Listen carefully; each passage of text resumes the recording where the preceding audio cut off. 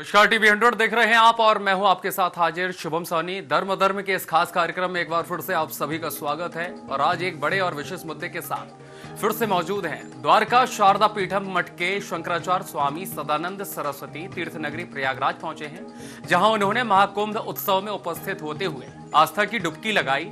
वहीं मीडिया से चर्चा करते हुए उन्होंने जिक्र किया कि हम यहाँ धर्म की रक्षा के लिए हैं। हर किसी का मुख्य उद्देश्य धर्म का प्रचार प्रसार होता है ताकि आने वाली जो पीढ़ियां हैं उनके साथ में धर्म के बारे में और अधिक समझाया जा सके। अब यहां एकता भी देख सकते हैं, उन्होंने जिक्र किया है, जहां करोड़ों की तादाद में श्रद्धालु एक साथ गंगा स्नान के लिए प्रयागराज पहुंच रहे हैं। ऐसे में उन्होंने हिंदुओं के प्रति एकजुटता का प्रदर्शन बताया और ऐसे में साबित भी हो सकता है कि अनेकता में एकता है। उनके द्वारा आगे कहा गया है कि द्वारका शारदा पीठ के शंकराचार्य ने यह बताया है कि धार्मिक मामलों में सरकारी हस्तक्षेप पर भी गंभीर ये सवाल उठाए हैं। पहले तो आपको सुनवाते हैं कि आखिरकार क्या कुछ कहा द्वारका शारदा पीठम मठ के शंकराचार्य स्वामी सदानंद सरस्वती ने।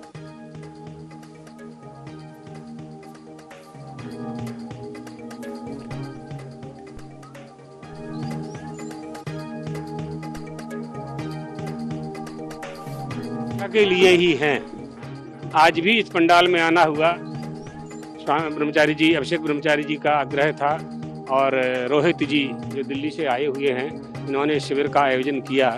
तो धर्म प्रचार एकमात्र उद्देश्य है सबका कि आने वाली जो पीढ़ी है, युवा पीढ़ी है, उसके गले के नीचे धर्म को कैसे उतारें। एक ही उद्देश्य इन कार्यक्रमों का है। आप देख रहे हैं भारत की एकता, कुंभ में देख लीजिए ना, जो लोग कहते हैं अनेकता में एकता कैसे सिद्ध हो, व्यवहार स्वरूप तो आपके सामने है। करोड़ों लोग एक ही घाट पर स्नान कर रहे हैं। ये सबसे बड़ी एकता है हमारी। अनेकता में एकता ऐसे ही सिद्ध की जा सकती है। व्यक्तिगत जीवन में, हमारे व्यक्तिगत जीवन में, वर्णव व्यवस्था में तो अनेकता द्रष्टव्य है, दिखाई पड़ेगी हो, लेकिन हम हिंदू होने से, सनातनी होने से सब एक हैं। राजनीतिक हस्तक्षेप ना हो, इसलिए सनातन परिषद संस्थान, जिसे आप लोग बोर्ड कहते हैं, उसका निर्माण इसलिए तो हो रहा है। हमारे मंदिरों की व्यवस्था शासनाधीन है, हमें वापस चाहिए। जब मस्जिद की व्यवस्था शासन के अधीन नहीं है, गिरजाघर की व्यवस्था शासन के अधीन नहीं है, गुरुद्वारे की व्यवस्था शासन के अधीन नहीं है, तो हमारे तिरुपति बालाजी, द्वारकाधीश, बद्रीनाथ शासन के अधीन क्यों हैं? यही तो बात है। इसलिए तो स्थापना हो रही है सनातन बोर्ड की। वक्फ का उल्लेख ना तो कुरान में प्राप्त होता है और ना ही संविधान में है। कहां से आगे आए? कहां का शब्द है? किसने कहा है? तो आपने सुना, उन्होंने कहा कि मंदिरों की व्यवस्था सरकार का विषय नहीं है, बल्कि यह धर्माचार्यों के नियंत्रण में होनी चाहिए। उन्होंने तिरुपति बालाजी मंदिर के प्रसाद में चर्बी की मिलावट की खबर को दुखद बताते हुए भी यह घटनाएं बताई हैं जहां आस्था के विरुद्ध था। वहीं मंदिरों के संचालन शास्त्रीय नियमों के अनुसार धर्माचार्यों द्वारा किया जाना चाहिए। ऐसे में वक्फ बोर्ड के संदर्भ में भी शंकराचार्य ने प्रश्न उठाया है। वक्फ शब्द ना तो कुरान में है और ना ही संविधान में। आखिरकार यह शब्द कैसे और कहां आया? और इस तरह के सवाल उठाते हुए उनके द्वारा कहा गया है यह ना तो संविधान में प्रभावान्वित है और ना ही कुरान में। उन्होंने उल्लेख किया है कि आजादी के बाद से अल्पसंख्यकों को मूल निवासियों से अधिक सुविधाएं भी मिल रही हैं। इसके बावजूद भी वह असंतोष है, उनमें असंतोष हमेशा बना रहता है। इसके अतिरिक्त शंकराचार्य ने भारत को हिंदू राष्ट्र घोषित करने को लेकर के भी अपने संदर्भ में कई बयान दिए हैं और ऐसे में वक्फ शब्द का उल्लेख उन्होंने बताया है कि ना तो संविधान में है और ना ही कुरान में। और यह बयान के बाद से अब एक अलग ही माहौल देश में देखा जा रहा है। एक और प्रयागराज में करोड़ों की तादाद में श्रद्धालु पहुंच रहे हैं। आस्था की डुबकी सराबोर करते हुए शाही स्नान का यहां 144 वर्षों के बाद जो समय आया है और ऐसे में मठ हो, मंदिर हो, महात्मा संत की सबकी उपस्थिति देखी जा रही है। और ऐसे में हिंदुओं की एकता का प्रदर्शन बताते हुए उन्होंने कहा है कि बेहद आवश्यक बन गया है कि हिंदू राष्ट्र एक बनाया जाए और इसके साथ ही हिंदू सनातन बोर्ड की भी स्थापना हो, ताकि जो बड़े मंदिर हैं हिंदुओं के, जिनमें से चाहे वो तिरुपति बालाजी हो या वैष्णो देवी हो या फिर अन्य बड़े तीर्थ स्थल, धार्मिक स्थल जहां पर सरकार के अधीन में है, तो उन्होंने साफ रुख किया है कि जब अन्य धर्मों में अगर सरकार हस्तक्षेप नहीं कर रही है तो आखिर क्या वजह है कि हिंदुओं के धर्म को लेकर के सरकार हस्तक्षेप कर रही है? ये तो धर्माचार्यों का यहाँ पर कार्य है। धर्माचार्यों के द्वारा धर्म के हिसाब से उन अनुरूप में उनको चलाना है। धर्मार्थियों के नियंत्रण में हो मंदिर, सरकार से मुक्त प्रबंधन हो। शंकराचार्य ने यह दावा किया है और इसी के लिए यह भी कहा जा रहा है कि बेहद जल्द ही इस नतीजे तक पहुंचाया जाएगा कि जल्द से जल्द सनातन हिंदू का बोर्ड भी बनकर तैयार हो। अगर अन्य धर्मों में भी इस तरह की देखरेख में सरकार का हाथ नहीं है तो आखिरकार हिंदुओं के लिए आखिर सरकार क्यों आगे आती है। और जिसके बाद वक्फ बोर्ड के लिए जिस तरह से बीते दिन भी बैठक हुई है और असदुद्दीन ओवैसी के द्वारा इसको बयानबाजी के रूप में देखा जा रहा है, लेकिन सबसे बड़ा सवाल बना हुआ है जिस तरह से आज शंकराचार्य स्वामी सदानंद सरस्वती ने यह जिक्र किया है कि वक्फ जो शब्द है वो ना तो संविधान में है और ना कुरान में है, और इसके पीछे फिर क्या मकसद है। वहीं दूसरी ओर उन्होंने आजादी को याद कराते हुए बताया है कि भारत में जब आजादी हुई उसके बाद से अल्पसंख्यकों के हित में कई तरह का लाभ भी दिया जा रहा है। मूल निवासियों की अपेक्षा उन्हें ज्यादा फायदा दिया जाता है, उसके बावजूदन उनके अंदर असंतोष ही व्याप्त रहता है। और यही वक्फ का एक जीता जागता उदाहरण नजर आ रहा है, जहां मुस्लिम समुदाय के लोग अपनी संपत्ति को लेकर के अलग अलग कयास लगा रहे हैं, अलग अलग नीतियों को बता रहे हैं। हालांकि अब ये विचार विमर्श राजनीतिक गलियारों में और धर्मों के बीच में हस्तक्षेप करते हुए देखा जा रहा है। तो ये आज का बड़ा मुद्दा है कि आखिरकार वक्फ बोर्ड शब्द कहां से आया है। सबसे बड़ा प्रश्न टीवी 100 में आज हमारे साथ कुछ ही देर में पैनल पर हमारे साथ अतिथि जुड़ेंगे डिस्कशन के लिए, और आखिरकार यह मुद्दा क्या रूप लेगा और वाकई में क्या हिंदुओं के प्रति जो विचार धर्माचार्यों के होने चाहिए उसके अनुरूप जाने के लिए शंकराचार्य स्वामी सदानंद का यह बयान कितना कारगर साबित होगा। तो वहीं वक्फ शब्द पर जिस तरह उनके द्वारा बयान दिया गया है कि यह ना तो संविधान में है और ना ही कुरान में है, तो ऐसे में मुस्लिम समुदाय के लोगों के द्वारा किस तरह इस शब्द को आंका जाएगा। क्योंकि अब सवाल यह बड़ा बन गया है कि आखिरकार एक वक्फ बोर्ड जिसके लिए मुस्लिम के बाहुल्य क्षेत्रों में इस तरह की चीजों को देखा जाता है, लेकिन सबसे बड़ा सवाल वही बना है कि आखिरकार इस तरह की बयानबाजी से माहौल किस तरह से रहेगा। वक्फ बोर्ड और अल्पसंख्यकों की सुविधा पर भी उन्होंने बड़ा बयान दिया है कि मूल निवासियों से ज्यादा सरकार उनके लिए सुविधाएं देती है, लेकिन शुरुआती दौर से लेकर वर्तमान स्थितियों में भी अल्पसंख्यक अभी भी खुश नजर नहीं आ रहे हैं। और चलिए इस खास धर्म के खास कार्यक्रम में हमारे साथ आज के हमारे इस पैनल पर स्वामी प्रबोधानंद गिरी महाराज जी और हाफिज अली अहमद जो कि मुस्लिम स्कॉलर हैं, उमर फारूक मुस्लिम स्कॉलर, आचार्य डॉक्टर मोहित शुक्ला हिंदू धर्म गुरु, ये चारों हमारे साथ अतिथि इस पूरे डिस्कशन में जुड़े हुए हैं। एक बार फिर से आप सभी का टीवी 100 में वक्त देने के लिए बहुत बहुत स्वागत है। और शुरुआत करेंगे डॉक्टर मोहित जी से। मोहित जी, आपने भी देखा है तीर्थ नगरी प्रयाग में 144 वर्षों के बाद एक भव्य और दिव्य महाकुंभ आयोजित हो रहा है, और इसमें बीते 9 दिन में करोड़ों की तादाद में लोगों ने स्नान किया है और अनेकता में एकता का एक बड़ा प्रदर्शन किया है। इसके बावजूद एक बड़ा बयान भी यहां निकलकर सामने आ रहा है कि अनेकता को एकता में प्रदर्शन करने के लिए हिंदुत्व का यहां पर प्रदर्शन हो रहा है, लेकिन दूसरी ओर वक्फ शब्द का उल्लेख किया गया है। जिस तरह से शंकराचार्य स्वामी सदानंद ने यह बयान दिया है कि जो वक्फ शब्द है वो ना तो कुरान में है और ना संविधान में, तो फिर ये कहां से आया। आप कितना सहमत हैं इस बयान से मोहित जी? देखिए, मेन चीज ये है कि वक्फ बोर्ड जो है 1954 में संसद में एक प्रस्ताव पारित किया गया था और उसमें ये एक सलाहकार के रूप में कार्य कर रहा है केंद्र सरकार का। ठीक है। उसके बाद 95 में और ये वक्फ बोर्ड को कुछ विशेष अधिकार संसद के द्वारा प्रदान कर दिए गए प्रस्ताव पारित करके। फिर 2013 में और असीमित अधिकार दे दिए गए कि किसी भी जमीन को वक्फ बोर्ड अगर अपना बता देगा तो उस जमीन के मालिक को पेपर दिखाने पड़ेंगे, वक्फ बोर्ड को पेपर नहीं दिखाने पड़ेंगे, और उसके खिलाफ आप हाई कोर्ट सुप्रीम कोर्ट में नहीं जा सकते। तो मेरा कहना यह है कि वक्फ बोर्ड जो है वो मुस्लिमों के कल्याण के लिए कार्य करे, उनकी शिक्षा के लिए कार्य करे, जो गरीब मुसलमान है उनके उन्नयन संवर्धन के लिए कार्य करे, और जो बेचारे गरीब हैं वो अभी भी गरीब है। और वक्फ बोर्ड 1954 से काम कर रहा है, मगर अभी उनकी कुछ जो मजदूरी कर रहे हैं, जो पंचर बना रहे, जो सड़क पे बेचारे छोटे मोटे काम मिस्त्री कर रहे हैं, उनका विकास होना चाहिए। भ्रष्टाचार जो वक्फ बोर्ड में खत्म होना चाहिए, और संविधान के अंतर्गत भारत का जो संविधान है वो सर्वोपरि रहे। और वक्फ बोर्ड अगर कोई जमीन अपनी कहे तो उसको सारे कागज दिखाने का, मांगने का हर व्यक्ति को हक होना चाहिए। कागज पत्थर दिखाए, सारे साक्ष्य रखे और जी। साक्ष्य के आधार पर अपनी बात कहे। इस प्रकार से जो है वक्फ बोर्ड होना चाहिए, ना कि निरंकुश होना चाहिए। नहीं, लेकिन संविधान के दायरे में तो देखिए सभी आते हैं। अगर नियमों का उल्लंघन होता है तो वैधानिक कार्रवाई होगी, चाहे वो हिंदू हो या मुस्लिम हो या अन्य धार्मिक के लोग हो। तो वक्फ बोर्ड में भी इस तरह का नियम पारित हुआ है। तो क्या अवैध कब्जे को लेकर के जो जिस तरह से अभी सियासत देखने को मिल रही है, तो क्या उसका उल्लेख ना संविधान में ना कुरान में लेकर के जो बड़ा बयान आया है उसमें शामिल किया जा सकता है?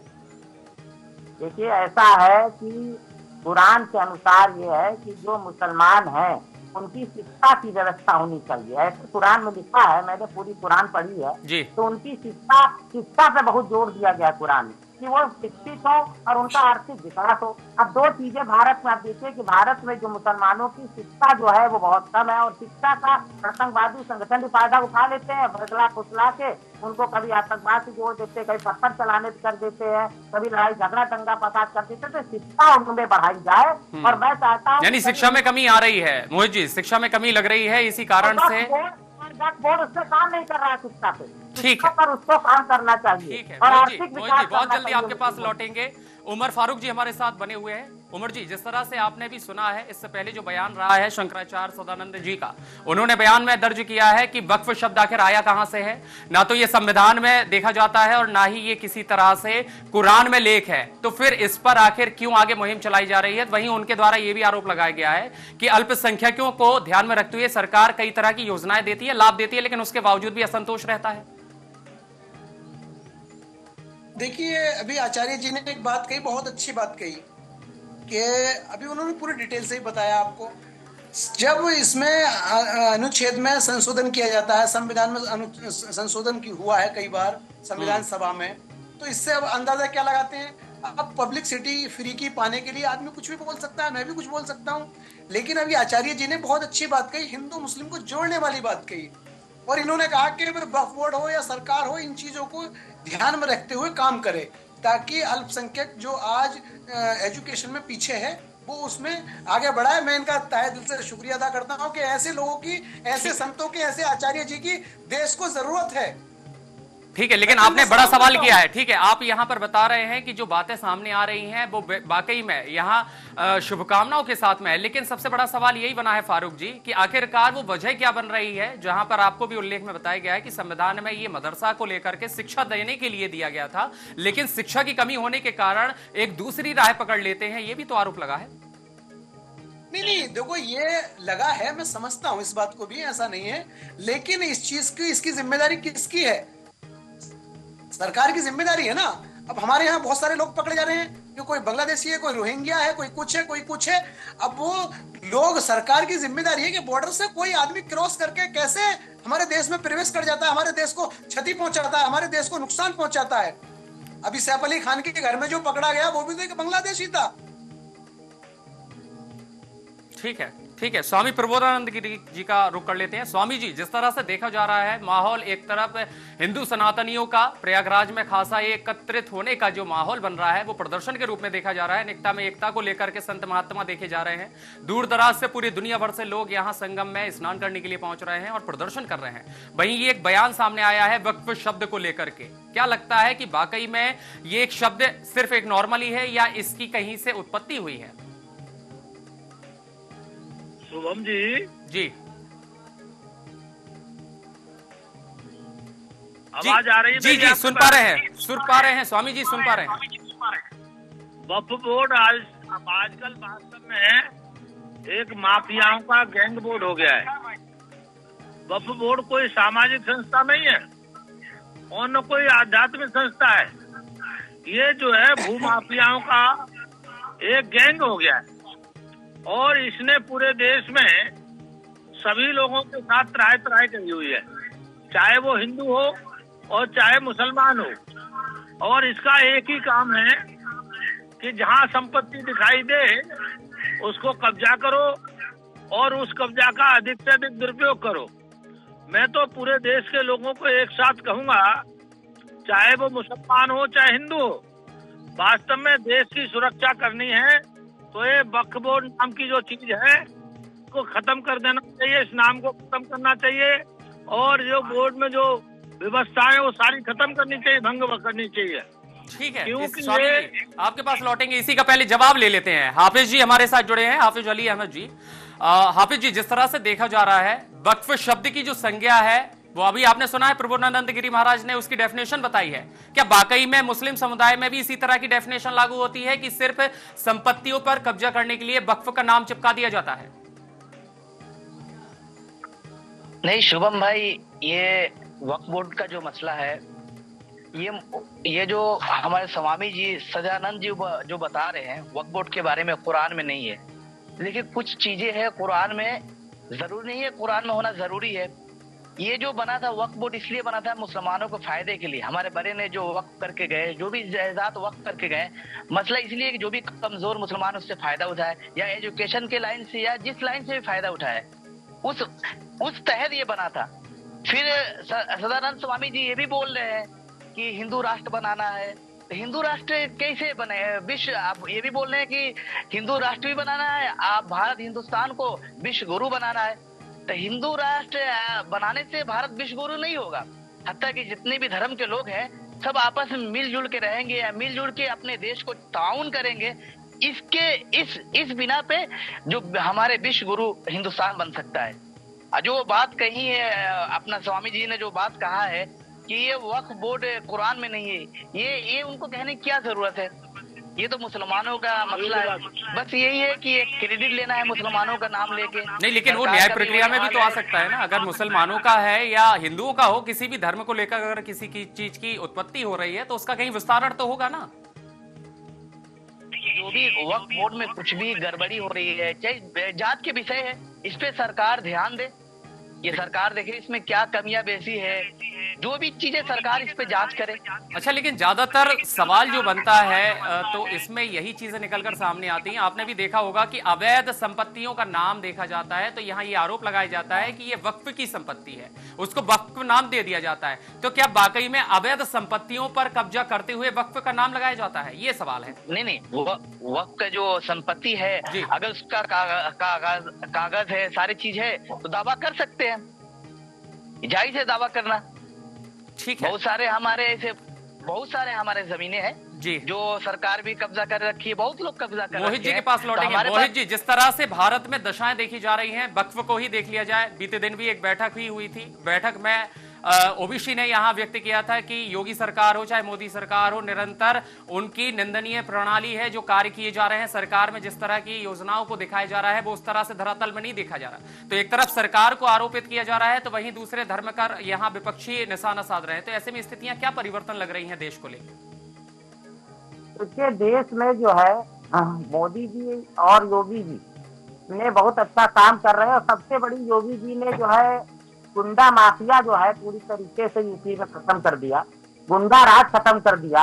पहले थाने में विधायक जी जाते थे, कुर्सी डाल के एसएचओ की बैठ जाते थे और जो है एसएचओ उनकी आरती उतारते थे। अब आप देखिए कि पूरी तरीके से गुंडा माफिया राज खत्म हो गया। कोई नेता किसी को फोन नहीं करता अपने मोबाइल से कि कहीं रिकॉर्डिंग करके मीडिया में चला ना दिया जाए। तो योगी जी ने पूरा, क्योंकि देखिए योगी जी एक सन्यासी है और उन्होंने एक आदर्श प्रस्तुत कर दिया समाज के सामने कि कैसे निष्पक्ष रखे कि ईमानदार व्यक्ति कैसे शासन कर सकता है। और जो भी आ रहा था देश को ही लूटे खा ले रहा था, जो मुख्यमंत्री बन रहा था, करोड़पति हुआ जा रहा था। अब योगी जी आए तो उन्होंने एक आदर्श प्रस्तुत कर दिया कि जैसे कैसे ईमानदारी सच्चाई के मार्ग से चलाया जाता है। और आज पूरे भारत में योगी जी को लोग पसंद कर रहे हैं। लेकिन मोहित जी, आप बता रहे हैं कि पूरे लोकप्रियता का कारण बने हुए उनकी कार्यकुशलता, उनकी योजना, उनका मार्गदर्शन। उत्तर प्रदेश हो या देश में स्टार प्रचारक के रूप में देखा गया है, उनका एक अलग ही नेचर है और वो शायद देखने को मिल रहा है। लेकिन मुस्लिम समुदाय के लोग इसको मानने को तैयार नहीं है। शायद यही कारण है कि अल्पसंख्यक अब भी असंतोष देखे जा रहे हैं। नहीं, देखिए मुस्लिम समुदाय में बहुत सारे यहाँ पर मौलाना है जिन्होंने योगी जी से, उनको कोई नाराजगी नहीं है। और योगी जी तो देखिए देश में राशन बंट रहा है, हिंदू मुसलमान सबको बंट रहा है, मकान मिल रहा है सबको मिल रहा है। और जहाँ योगी जी का बुलडोजर चलता है वहाँ हिंदुओं के भी घर गिरते हैं। मुसल जो अवैध बने हैं उनको ही गिराते हैं, अवैध कानूनी नहीं गिराते हैं वो। तो ये बिल्कुल मुसलमान धर्मगुरु भी समझ रहे हैं इस बात को, धीरे धीरे सब लोग समझ रहे हैं। ये केवल विपक्षी लोगों ने एक ये भाव डाल दिया कि योगी जी मुसलमानों के खिलाफ है। ऐसा कुछ नहीं है। योगी जी संत है और संत सबसे भला चाहता, सर्वे भवन्तु सुखिनः की भावना संत के अंदर होती है। और अभी देखिए उमर फारूक जी भी प्रशंसा कर रहे थे कि अच्छे संतों की जरूरत है, तो योगी जी तो बड़ा ही उन्होंने केवल अपराधी, और उसमें देखिए एक कुछ हिंदू जो गुंडा माफिया थे उनको भी उन्होंने, वो भी इनकाउंटर मारे गए, और उसमें कुछ मुस्लिम भी थे, हिंदू भी थे, और जितना गुंडा माफिया था बाबा ने सबको साफ कर दिया। ठीक है मोहित जी, लौटेंगे आपके पास। उमर फारूक जी का रुख कर लेते हैं। उमर फारूक जी, अभी आपने सुना हाफिज अली के द्वारा जिस तरह की बयान दिए गए हैं कि जो संपत्ति वक्फ की है उस पर कार्रवाई होती है और न्याय प्रक्रिया के रूप में कागजात दिखाए जाते हैं, अगर वो अवैध होता है तो उन्हें हटाया जाता है। तो क्या जब वक्फ की उत्पत्ति हुई है या वक्फ की जब शुरुआत हुई है तो क्या लेखा जोखा में तब कमी रही है जो आज अवैध हो जाता है, या उनकी घोषणाएं हो जाती हैं और उनको सरकारी संपत्ति में बताया जाता है? व्यवस्था तो शुरुआत से देखिए ऐसा है, देखिए वक्फ तो मैं भी कर सकता हूँ, इस वक्त भी कर सकता हूँ और कोई भी कर सकता है, तो उसमें लेखा जोखिम में कमी कहीं ना कहीं रह जाती है। अभी हमारे संविधान में भी कितने अनुच्छेद ऐसे हैं जिनमें संशोधन किया गया है, तो वक्त के हिसाब से चीजों को उनमें संशोधन होना हो जाता है। कभी कभी ऐसे ऐसे मसले पेश आ जाते हैं जिसकी वजह से उनमें संशोधन किया जाता है, लेकिन बहुत सारी चीजें जो उस तरह की फ्री की पब्लिसिटी बटोरने के लिए बहुत सारे लोग कर रहे हैं ये काम, उनको ऐसा नहीं करना चाहिए। हमें देश को आगे बढ़ाना है। अब जैसे कि अभी जो विपक्षी पार्टियां हैं वही इनको मुद्दा बनाती हैं। आज देश में, मैं योगी जी या बीजेपी के लोग मुझे पसंद करें ना करें, ना मैं उनसे पसंद करवाना चाहता, लेकिन मैं सच्चाई हमेशा बोलता हूँ। या आज दर्द जो किसी के पेट में हो रहा है वो सिर्फ इस चीज को लेके हो रहा है कि विपक्षी पार्टियों को हो रहा है। मैं बीजेपी का नहीं हूं, आपको ये बता दूं, मैं भारतीय जनता पार्टी से मेरा कोई ताल्लुक नहीं है। और मसला क्या है कि देश में अखिलेश सरकार ने 457 दंगे कराए थे, आप इंटरनेट खोल कर देख सकते हैं। अखलाक के घर की हांडी चेक हुई थी, ये भी आप, दादरी का कांड आपको मालूम होगा। जियाउल हक की हत्या हुई थी, अगर जिक्र करेंगे तो मुस्लिम समुदाय ही तो उनके साथ में कंधे से कंधा मिलाकर चलता है। सपा के राज में भी तो वही देखने को मिला है। अब देश, अभी दुर्भाग्य से देश में उत्तर प्रदेश में 2 दंगे हो गए। एक संभल का, वो हिंदू मुस्लिम दंगा नहीं था, वो पुलिस प्रशासन का और पब्लिक का था। एक हो गया ये बाराबंकी में, 2 दंगे हुए हैं। मुझे इसका अफसोस है, सरकार को भी अफसोस होना होगा, मैं समझता हूं। आपको क्या लगता है राजनेताओं की भेंट चढ़ा हुआ है ये जो अभी हिंसा हुई है? क्या लगता है हिंदू मुस्लिम का विवाद नहीं था, मतलब ये स्पष्ट कहा जा सकता है इस पर? अरे आपको पता है कौन सा हिंदू आया था हथियार लेकर वहां पर? जरा मुझे बताएं, मैं सच्चाई बोलता हूँ, कोई मेरे खिलाफ हो जाए मुझे उससे कोई फर्क नहीं पड़ता। तो सही बात कह रहे, कोई हिंदू नहीं गया था हथियार लेके, बिल्कुल ठीक कह रहे हैं, मैं इनकी बात का समर्थन करता हूँ। शुक्रिया शुक्रिया। कह रहे हैं कोई हिंदू मुस्लिम, हिंदू वहाँ नहीं गया, वहाँ तो कोर्ट जो है अपना सर्वे करने गई थी और संवैधानिक रूप से सर्वे हो रहा था। वहाँ कुछ जो सांसद विधायकों की गलती से उन्होंने, वही तो मैं कह रहा था कि मुस्लिमों में जो अशिक्षा के कारण अशिक्षित जो लोग है, जाहिल लोग है, उनको भड़का दिया, पुलिस से गिरा दिया, और उसमें बेचारे वो तो कई लोग मारे भी गए। मुझे तो मैं उनकी आत्मा की शांति, आचार्य जी उसमें थोड़ा पुलिस प्रशासन की, शासन की भी थोड़ी उसमें मिस्टेक रही कि उन्हें बगैर नोटिस के नहीं जाना चाहिए था। बहरहाल हम उसमें नहीं जाते। हम ये कह रहे हैं जो विपक्षी पार्टी, उनको दर्द हो रहा है कि इस देश में कैसे माहौल खराब किया जाए और उसके बाद अपनी कुर्सी हमें कैसे हम बैठ सके अपनी कुर्सी। ठीक है, मतलब कहा जा सकता है कि सिर्फ राजनीतिक चक्कर में इस बदलाव को देखा गया है। हालांकि हिंदू और मुस्लिम का किसी भी तरह का विवाद नहीं था, क्योंकि एएसआई रिपोर्ट को लेकर के गए थे और अगर सूचना होती वो भी व्यवस्था बनाई जा सकती थी प्रशासन के द्वारा। खैर ये अलग विषय है, क्योंकि कल भी टीम बनी हुई थी, कल टीम पहुंची थी, 3 सदस्यीय टीम वहां पहुंच चुकी है। लेकिन अपने मुद्दे पर फिर से लौटते हैं। वक्फ शब्द का जिस तरह से बयान किया गया है शंकराचार्य के द्वारा, इसको किस नजरिए से देखते हैं? नहीं, मैं तो इसको गलत नजरिए से देखता हूं। वो ऐसा ना करें, वो इन मुद्दों में ना पड़े। ये सरकार का वो है, सरकार कैसे गठन करेगी? सरकार हमेशा गठन करता आई है। वक्फ बोर्ड का चेयरमैन सरकार गठन करती है, ना कि मुसलमान करते हैं। और जो भी कोई वो सीईओ होता है, जो सारे जो चयन प्रक्रिया है वो सरकार के हाथ में होती है। वक्फ बोर्ड को ये कहना कि कुरान में हर चीज, अभी हाफिज जी ने एक बात कही थी बहुत अच्छी, हर चीज जरूरी थोड़ी है कुरान में हो, हर चीज जरूरी थोड़ी है कि हदीस में हो। कुछ चीजें ऐसी होती हैं जो हमें भी अपने हिसाब से, अपने समाज के हिसाब से बनानी पड़ती हैं। सरकार को अपने प्रदेश के हिसाब से कुछ चीजें बनानी पड़ती हैं, कानून बनाने पड़ते हैं। तो ये सब चीजें हैं, इसको शंकराचार्य जी को या उनको नहीं पढ़ना चाहिए इन चीजों में। और ये फ्री की पब्लिसिटी बटोरने के लिए, ठीक है, आपका मतलब है कि सस्ती लोकप्रियता के कारण इस तरह की बयानबाजी की जा रही है। जी जी जी जी। चलिए, हाफिज जी इशारा कर रहे थे, कुछ कहना चाह रहे थे। हाफिज जी। जी, मैं ये बोल रहा था, जो भी ये दंगे होते हैं हिंदू मुस्लिम, ना हिंदू मुस्लिम, कोई हिंदू मुस्लिम नहीं करता है, ना पब्लिक करती है, ना कोई मजहब मानने वाला करता है। ये जो भी होता है सरकारें कराती है। अब बीजेपी का सरकार जो टिकी हुई है, ये हिंदू मुस्लिम पे टिकी हुई है। बिना हिंदू मुस्लिम से बाहर निकल के ये काम करके दिखाए, विकास पे बात करके दिखाए, या कोई मुद्दे पे बात करके दिखाए।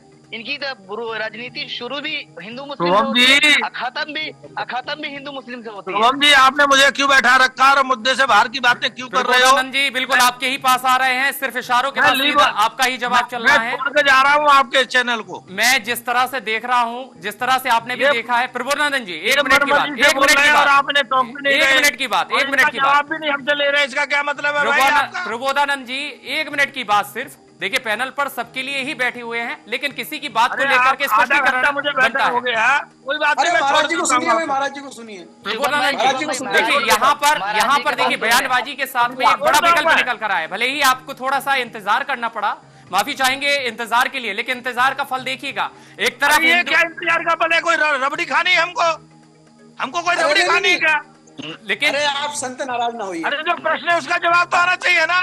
आप बिल्कुल उसी जवाब को लेकर के अभी हाफिज जी ने भी वही बात का जिक्र किया है। प्रबोधानंद जी आपने शायद सुना नहीं है, आपने शायद सुना नहीं है, आप माइक म्यूट था आपका, आपने शायद सुना नहीं है, आपने शायद सुना नहीं है। जवाब वही दिया जा रहा था, उनका ये कहना था, एक बार मैं दोहराए दे रहा हूँ प्रबोधानंद जी, उनका उन्होंने हिंदू राष्ट्र की बात करी, हिंदू राष्ट्र का जवाब चाहिए कि नहीं चाहिए आपको? मैं वही कह रहा हूँ। पहले जो वक्फ का मुद्दा है, जरूरी नहीं है गुरु होना जरूरी है। शंकराचार्य को उपदेश देंगे कि शंकराचार्य को क्या करना है क्या नहीं करना है, ठीक है, लेकिन शंकराचार्य को क्या करना है ये उपदेश देंगे क्या? ठीक है, हिंदू सनातन को लेकर के जो प्रचार किया जा रहा है, हिंदू एकता के लिए किया जा रहा है, सरकार के मामलों में ना पड़े, देश की अर्थव्यवस्था के मामले में ना पड़े। भाई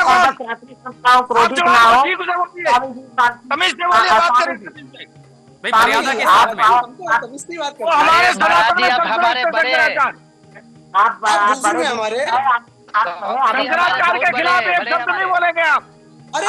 देखिए मर्यादाओं की अपनी लहजा तक चले, अदब करते हैं, किसी को व्यक्तिगत तौर पर ना लिया जाए, एक विशेष मुद्दे के रूप में हो रहा है। प्रबोधानंद जी आपने भी सुना है कि जिस तरह से ये कहा जा रहा है कि चाहे वो दंगे हो या फिर किसी भी तरह की बयानबाजी हो, वक्फ बोर्ड का भी उन्होंने जिक्र किया है कि ये भी सरकार के अधीन आता है, हालांकि इसको शासन के अनुरूप देखा जाए, ना कि सन्यासियों के द्वारा देखा जाए, शंकराचार्यों के इन बयानों पर जोर दिया जाए। तो क्या लगता है आपको कि जोर देने की आवश्यकता नहीं है हिंदुओं को?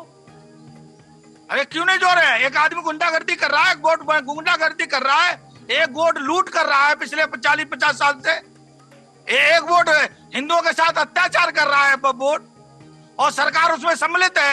तो सरकार अगर करेगी नहीं, सरकार अंधी और बहरी होगी, तो शंकराचार्य धर्माचार्य बोलेंगे नहीं, और ये बोलने से भी रोकेगा। ये कौन सा तरीका है आपको? और दूसरी बात आप सुन लो, बोलने का अधिकार है आपने सुनो, आप दोबारा सुन लीजिए, मौलवी साहब दोबारा सुन लो। ये भारत हिंदू राष्ट्र था, हिंदू राष्ट्र है, और हिंदू राष्ट्र रहेगा। क्यों रहेगा? सुन लो, पूरी बात सुन लो। आपके कहने से नहीं होगा। अरे 1947 में डिवीजन हुआ है, और डिवीजन का ये आधार है कि पाकिस्तान बांग्लादेश मुसलमानों का है, और बचा हुआ शेष केवल हिंदुओं का है। आप हिंदुओं का सम्मान करते समय रह सकते हैं, सेकुलर मुल्क नहीं कर सकते आप। बिल्कुल, ये हिंदुओं का ही राष्ट्र है, ये भारत हिंदू राष्ट्र लिखा करिए। ऐसा तो खैर देखो, ये हर तरह के फूल खिलते हैं, हिंदू झोपड़ी हवेली सब लिखा पढ़त में है, और एग्रीमेंट में लिखा हुआ है। अगर आपस में हिंदू मुस्लिम का रिश्ता टूट जाएगा, दुआ करो ये प्यार के रिश्ते रहे, बाकी ये रिश्ता टूट जाएगा तो भारत टूट जाएगा। ये तो रिश्ता तुमने तोड़ा है, ये रिश्ता तुमने तोड़ा है, हमने नहीं तोड़ा। तुमने कहा हम हिंदुओं के साथ नहीं रह सकते, तुमने कहा हम जो है हिंदुस्तान में नहीं रह सकते, हमको अलग देश चाहिए, तुमने तोड़ा है। हमने तो तुमको गले लगाया है, तुमने हमारी गलत सरबत काटी है, हमने तुमको गले लगाया है, तुमने हमारे से लोगों की जरूरत है, और बहुत सारे लोगों की जरूरत है महाराज जी। आपने बार-बार चाकू बोलता है, बार-बार हमारी गर्दन काटी है आपने। देखिए इस बात से सहमत हो सकते हैं प्रबोधानंद महाराज जी ने जिस तरह से बात की है। हिंदुओं के साथ आपने धोखा किया है, हमने आपके साथ कोई धोखा नहीं किया, हमने आपके साथ कोई गद्दारी नहीं की, आपने हमारे साथ बार-बार गद्दारी मिला के रहते हैं, कभी धोखा नहीं देते हैं। हम तो आपके मुसलमानों ने केवल धोखा दिया है रास्ता बताइए, हम क्या करें? कभी धोखा नहीं तो दिया, कह रहे हम हैं, लोग कंधे से कंधे मिला के चले गए हैं। बताते हैं रास्ता। आपके पूर्वज राम और कृष्ण हैं, आप अब राम और कृष्ण को पहले मानना शुरू करिए। आपके अंदर से पहले राम और कृष्ण है। कौन नहीं मानता ये बताइए, राम को कौन आप नहीं मानता मानते नहीं, मुझे ये तो झगड़ा है। आप झगड़ा यही बात है। आपने राम मंदिर के लिए 500 साल हमको लड़वाया, 500 साल युद्ध लड़ना पड़ा तुमको। तो सरकार का मसला था, सरकार का तो कोर्ट में मसला और चल तुमने रहा था दोनों महाराज जी। आप और ज्ञानवापी मंदिर के लिए लड़ना पड़ रहा है, मथुरा के लिए लड़ना पड़ रहा है। अरे अच्छा, लड़ना पड़ रहा है। अरे महाराज जी, वर्ष व्यक्ति क्यों बना था? वर्ष अरे वर्ष व्यक्ति के बारे में आपको कोई जानकारी नहीं है, आपको कोई जानकारी नहीं है वर्ष व्यक्ति के बारे में। महाराज जी, मैं कैलाश मानसरोवर के लिए पहला कदम मैं निकालूंगा। चाइना पहले आप सॉरी बोलो। आपने शंकराचार्य को कहा कि शंकराचार्य जब ना बोले, शंकराचार्य बोलेंगे, शंकराचार्य सरकार को एडवाइस करेंगे। अरे अच्छी बात है, करें, हम कब मना कर रहे हैं? हम कब हाँ, मना कर रहे हैं? आप अपनी गलती दोहराइए मत टीवी पर। अरे नहीं, आप ऐसी बात कर रहे हैं। देखिए, आपके बराबर में एक संत और बैठे हैं, मैं उनका बड़ा सम्मान करता हूं। आप भी हमें बताएं कुछ रास्ता। मैं आज कह रहा हूं इस डिबेट पे कैलाश मानसरोवर चाइना के कब्जे में। आपने रास्ते की बात की है उमर फारूक जी, आपने रास्ते की बात की तो प्रबोधानंद जी ने वही तो बताया, प्रबोधानंद महाराज जी ने वही बताया कि सन 1947 में जब देश आजाद हुआ, तो उसे विभाजन क्रिया में देखा गया था, जब पाकिस्तान को हिस्सा दे दिया गया। महाराज जी, आपका इस सवाल का जवाब थोड़ा सा 2 मिनट मैं भी पूरी बात कर लूं। 1 मिनट रुक जाओ शुभम जी, मेरी पूरी बात हो जाने दो इनको, मैं इनको पूरी बात बताता हूँ। ये कहते हैं हम क्या करें, तो हम बताते हैं क्या करें। ये जी बताइए, अभी जा रहा है कि नहीं जा रहा है? जी फिलहाल बोलिए आप। फिलहाल आवाज आ रही, आप सुन सकते हैं। टेक्निकल इशू है लेकिन कोई नहीं, कंटिन्यू डिबेट भी है। मेरा आपको इनको ये कहना है, ये कहते हैं क्या चाहिए देश के मुसलमानों को, भारत के मुसलमानों को इंडोनेशिया के मुसलमानों से सीखना चाहिए। इंडोनेशिया के मुसलमान मस्जिद आते हैं, कुरान पढ़ते हैं, लेकिन वो मंदिर में भी माथा टेकते हैं, मंदिर की सुरक्षा करते हैं। वो राम को और कृष्ण को अपना पूर्वज मानते हैं और राम कृष्ण की जगहों को सुरक्षित रखते हैं। आपसे मेरा आग्रह है कि आप बोलते क्यों नहीं है मुसलमानों को कि मथुरा दे दो वापस? आप क्यों नहीं बोलते काशी दे दो वापस? आप क्यों नहीं बोलते कि 5000 तुमने मस्जिदों को बनाया तोड़कर हिंद मंदिरों को, उन मंदिरों को हिंदुओं को क्यों नहीं सौंपते? देखो महाराज जी, आप प्रेम भी महाराज जी, ये सब चीजों में उलझे रहेंगे तो विश्व गुरु कैसे बनेगा अपना हिंदुस्तान? हाँ, यही सब विश्व गुरु बनेगा तभी कि आप सनातन को मानेंगे। उस पे तो बात कीजिए। केवल विश्व में सनातनी धर्म है, दूसरा कोई धर्म नहीं है जो मानवता सिखाता आपकी बात मान ली है। सनातन धर्म है जो केवल विश्व में मानवता सिखाता है। आप सब सनातन, ठीक है, और सनातन ने जो पद्धति बताई है उसका पालन करें, कोई समस्या नहीं रहने वाली है। आप देखो ऐसा ना, आप अपनी बात कह सकते हैं, आप हर आदमी को अपनी बात रखने का इस देश में अधिकार है, हमें देश ने, संविधान ने दिया है, लेकिन इस तरह वो नहीं। तो आप बड़े हैं हमारे, आप देखो आचार्य मोहित शुक्ला जी बैठे हैं यहाँ पे, और वो इतने बड़े अच्छे अंदाज में, उन्हें शायद मैं समझता हूँ कि पूरा देश आप ये बात क्यों नहीं बोलते? आप ये बात बोलिए। पप्पू बोर्ड एक माफिया बोर्ड हो गया है जिसने भारत की अरबों रुपए की संपत्ति, अरबों रुपए की हिंदू वोट बनाने के लिए अवैध रूप से कब्जा कर रखी है। आप ये बोलिए टीवी पे, ये गलत बात बोल उसे खाली कराइए जी, गलत पप्पू बोर्ड को खत्म करिए। बोलिए तो सनातन बोर्ड बनना चाहिए, ये अच्छी बात है, लेकिन दूसरे को गलत बोलना, महाराज जी आप बुजुर्ग हैं, हमारे बड़े हैं, हमें आपसे कुछ ना कुछ सीखने मिलेगा। आप इस तरह की, हाँ वो गठन, आपके बोर्ड का गठन होना चाहिए, अच्छी बात है, उससे संत समाज को कहीं ना कहीं फायदा पहुंचेगा। इस तरह की चीज में प्यार से मोहब्बत से होंगी तो ये देश विश्वरूप बन सकता है। इस देश को जरूरत है ऐसे संतों की जो हम आपके बराबर में बैठे हैं। संत, ऐसे संतों की जरूरत है। आप टिप्पणी करेंगे, आप टीवी पे बैठ करके हमारे सर्वश्रेष्ठ शंकराचार्य पर टिप्पणी करेंगे आप, अरे और आप प्रेम की बात करेंगे, हमको आप धमकाएंगे और प्रेम की बात करेंगे, दोनों बातें चल जाएंगे। आप गाल भी बुलाएंगे, रह देंगे भी।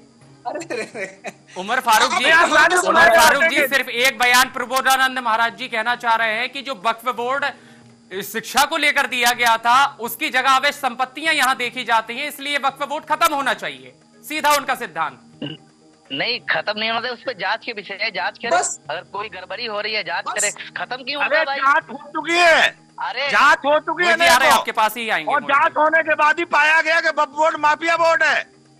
जांच होने के बाद ही पाया गया है माफिया। अब ये सरकार उस पर कार्रवाई करेगी। चलो छोड़ो, खत्म करो इसे, खल्ली बल्ली। हम सरकार पे कार्रवाई की बात कर रहे हैं, हम आपसे नहीं कह रहे, हम सरकार पे कार्रवाई की बात कर रहे हैं। सरकार को वक्फ बोर्ड खत्म करना चाहिए, सारी संपत्ति को सरकार को अपने अंदर करना चाहिए। भारत को बचाना है तो वक्फ बोर्ड को खत्म करना पड़ेगा। वक्फ बोर्ड जो है मुस्लिम लीग हो गया है, जिसने भारत का डिवीजन कराया। वक्फ बोर्ड आज भी भारत का डिवीजन कराने की योजना बना रहा है, षड्यंत्र कर रहा है, उसका खत्म होना जरूरी है। अगर आपके हृदय में भारत के प्रति जरा सी ईमानदारी है, भारत का पानी पीते हो, रोटी खाते हो, तो कहो वक्फ बोर्ड खत्म करो, जरूरत नहीं है वक्फ बोर्ड की हमको। ठीक है, आपका सनातन धर्म गठन होना चाहिए, सनातन धर्म का गठन होना चाहिए, बस हम ये चाहते हैं। ठीक है, सनातन का गठन हो रहा है और अगर वक्फ है, चलिए एक चीज का बड़ा सवाल आपसे चाहते हैं, वक्फ बोर्ड की माफियागिरी बढ़ गई है। प्रबोधानंद जी, अब सवाल का जवाब ले लेते हैं उमर फारूक जी। अभी प्रबोधानंद महाराज जी ने वही कहा है कि सन 1947 का वो दौर था जब देश आजाद हो रहा था और विभाजनकारी की जो नीति थी वो लागू की गई। पाकिस्तान एक अलग देश में डाइवर्ट कर दिया, जिसको वहां जाना है जा सकता है, लेकिन मुस्लिम समुदाय के कुछ लोग हिंदुस्तान में रहना चाह रहे थे, जो आज आप जैसे लोग साथ में हैं। लेकिन अगर साथ में हैं तो फिर हिंदू राष्ट्र बनाने को लेकर के क्या कुछ गलतियां लग रही हैं कि आपको गलत लग रहा है या उसको एक्सेप्ट नहीं कर रहे? भाई, जिस देश में आप रह रहे हैं आप भी प्योर हिंदुस्तानी हैं और उसके साथ कंधे से कंधा मिलाकर चल सकते हैं, ये दावा इनके द्वारा किया जा रहा है। देखो ऐसा है, मैं आपको बताऊं, देखो ये देश जो हमारा, अभी कुछ ऐसे लोग हैं जो सही रास्ता ना तो हमें बताते हैं, और हम लोग बाई चॉइस है, यहाँ पे मजबूरी से नहीं है। हम यहाँ हमने अपने देश को चुना है। चॉइस नहीं है, आप धोखा दे करके हैं। आपने 98% में साइन किया था पाकिस्तान पे, 98% ने, और आप गए नहीं, आप भारत में रहे, आप धोखा दिया आपने हमको। अच्छा, आप क्या चाहते हो? होती है चॉइस नहीं है, जबरदस्ती है, नेताओं की बेवकूफी है, नेताओं की गुंडागर्दी है। तो भाई आपका पाकिस्तान से लिंक है महाराज जी, आपका पाकिस्तान से लिंक है, आप वीजा दिलवा दीजिए, हम चले जाएंगे। मुझे लग रहा है कि पाकिस्तान का वीजा आप ही दिलवाएंगे। आपको किराया देंगे, पूरा चलेगा पाकिस्तान, आगे चले जाओ। प्रबोधानंद जी जाने के लिए तैयार है, व्यवस्था हो जाएगी। वीजा तो आप ही दिलवाएंगे ना, एजेंट तो आप ही है ना पाकिस्तान के, तैयार है, पाकिस्तान के आप है ना, आप ऐसे पाकिस्तान चले जाओ, आप पाकिस्तान के एजेंट है क्या? तो भारत से प्रेम करो और मुसलमानों को सिखाओ। मोहित जी काफी देर से इशारा कर रहे हैं। प्रबोधानंद जी थोड़ा सा मोहित जी को सुन लेते हैं। मोहित जी काफी देर से इशारा कर रहे हैं। मोहित जी अपनी कंटिन्यू बात। जी मोहित जी बोलिए। मेरा कहना ये है कि मैं हर बात को, मेरी मान्यता ये है कि, और यही वेदों की मान्यता है कि हर बात का शांति से समाधान होना चाहिए। जिसका अर्थ है कि आपस में विद्वान लोग मंत्रणा करें, लड़ाई झगड़ा ना करिए, आपस में शांति से बात करिए, कोई ऐसी समस्या नहीं इसका समाधान हो। मैं संभल के समाधान समस्या का मोहित जी 5 गांव शांति से मांगे थे पौर पांडवों ने, 5 गांव नहीं दिए थे। आपके कहने से शांति नहीं होगी, शांति युद्ध के बाद ही आती है। युद्ध की स्थिति नहीं हो रही है, नहीं आती है। अभी गाजा इजराइल का देख लीजिए, आपस में बैठ के ही शांति आई है। कोई नहीं शांति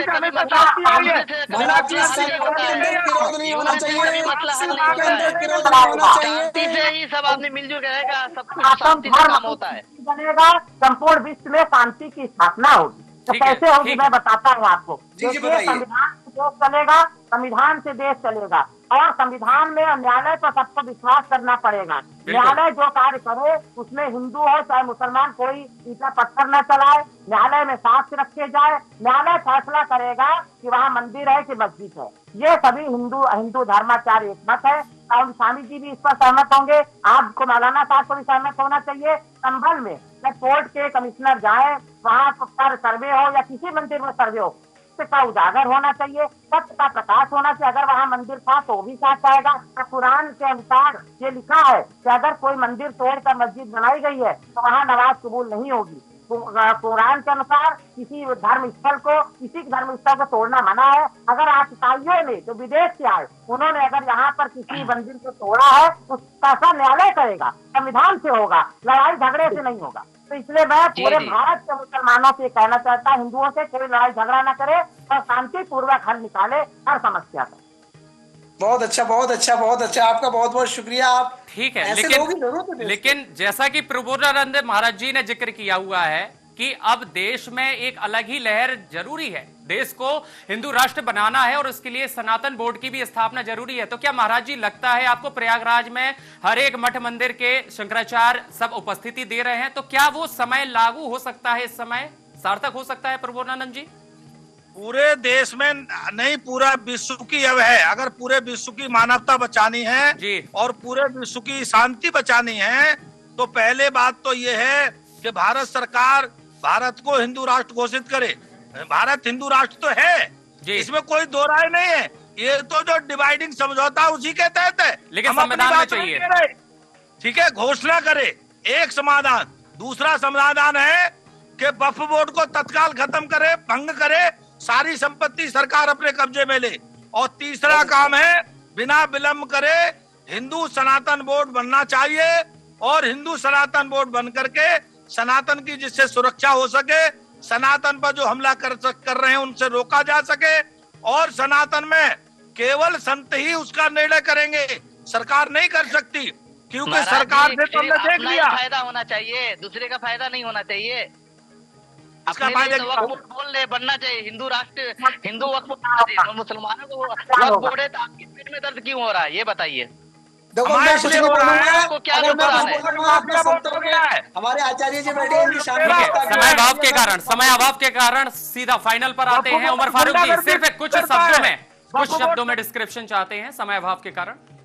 नहीं किया है, वो वक्फ बोर्ड भारत के खिलाफ काम करता है, इसलिए वक्फ बोर्ड खत्म होना जरूरी है। बिल्कुल आपके पास लौट रहा है, बस फाइनल कमेंट लेते हैं फारूक जी का, उसके बाद आपका ही जिक्र करते हैं। फारूक जी फाइनल कमेंट पूरे मुद्दे को लेकर। देखो, मैं कुछ नहीं बोलूंगा, सारा कुछ बोलना है महाराज जी बोल देंगे। आचार्य मोहित शुक्ला जी बैठे हैं, मैं नहीं चाहता कि उनको मेरी तरफ से किसी तरह की कोई तकलीफ हो। हाफिज जी आपका क्या है भाई, इतनी सादगी अगर देखी जा रही है तो फिर देश में ऐसी हलचल क्यों है? हाफिज जी मैं तो शुभम भाई यही बोलना चाहता हूँ कि सारे जितने भी धर्म के देश में अपने मानने वाले हैं सब मिलजुल के रहे, और कोई भी मसला है तो बैठ के इसको मसले का हल करे। ठीक है मोहित जी, आपका कम समय, बिल्कुल कम समय। हमारा नुकसान होगा, हमारा नुकसान होगा। अब सुखी हो कोई ना हो दुखारी, सब हो निरोग भगवन धन धान्य के भंडारी।